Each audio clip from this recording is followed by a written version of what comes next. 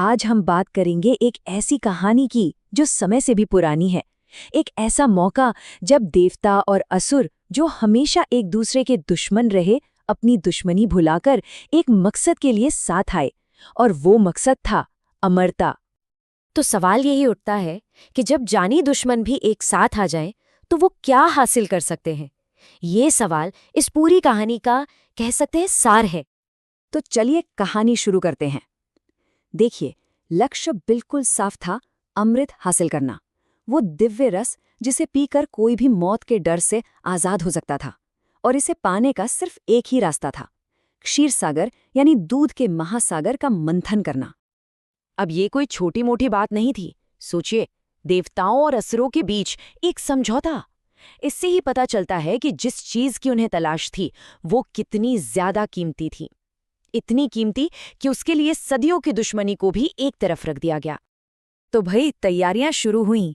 एक ऐसा विशाल काम जिसकी हम शायद कल्पना भी नहीं कर सकते। लेकिन जैसे ही ये महान काम शुरू हुआ, सामने आ गई पहली बहुत बड़ी चुनौती। तो देखिए, ये पूरा सेटअप कितना जबरदस्त था। मंदराचल पर्वत को बनाया गया मथानी और नागराज वासुकी बने रस्सी। देवता और असुरों ने मिलकर उस विशाल पर्वत को घुमाना शुरू किया, और देखते ही देखते सागर में हलचल मच गई। लेकिन एक बहुत बड़ी मुश्किल आ गई। मंदराचल पर्वत का कोई आधार नहीं था, और वो मंथन के जोर से समंदर में नीचे धंसने लगा। एक पल को तो ऐसा लगा कि सब कुछ खत्म हो जाएगा, ये पूरा प्रयास बेकार चला जाएगा। और ठीक उसी वक्त भगवान विष्णु ने हस्तक्षेप किया।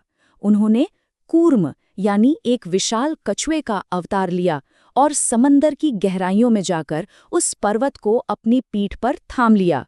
उन्होंने वो मजबूत आधार दिया जिसके बिना ये महामंथन होना नामुमकिन था। भगवान विष्णु के सहारे से मंथन फिर से जोर शोर से शुरू हुआ, और फिर क्षीर सागर की गहराइयों से एक एक करके अद्भुत खजाने, जिन्हें रत्न कहा गया, बाहर निकलने लगे।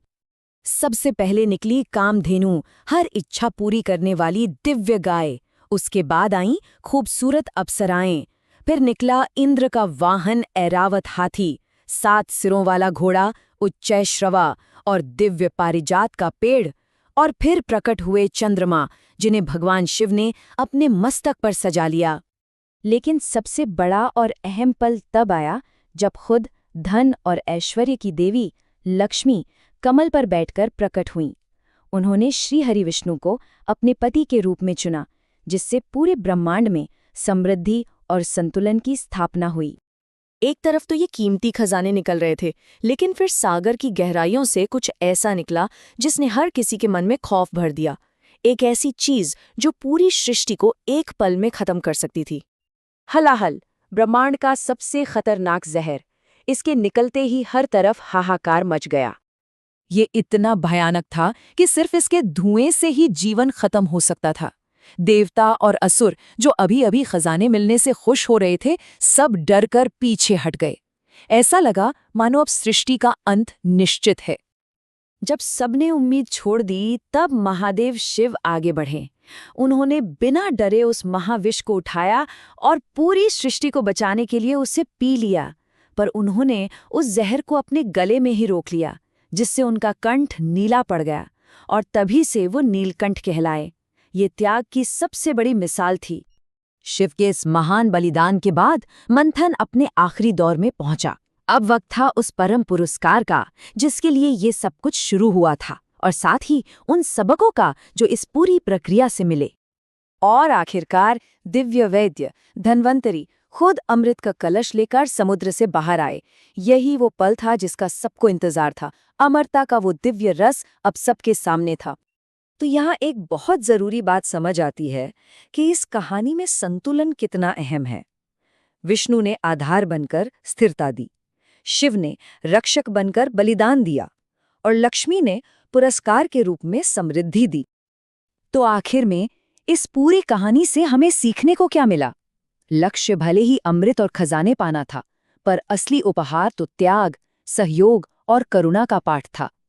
ये कहानी हमें दिखाती है कि सबसे बड़ी जीत सिर्फ अपने फायदे में नहीं, बल्कि सबके भले के लिए किए गए त्याग में है। और यहीं पर ये कहानी हमें एक आखिरी सवाल के साथ छोड़ जाती है। सबसे बड़ा खजाना आखिर है क्या?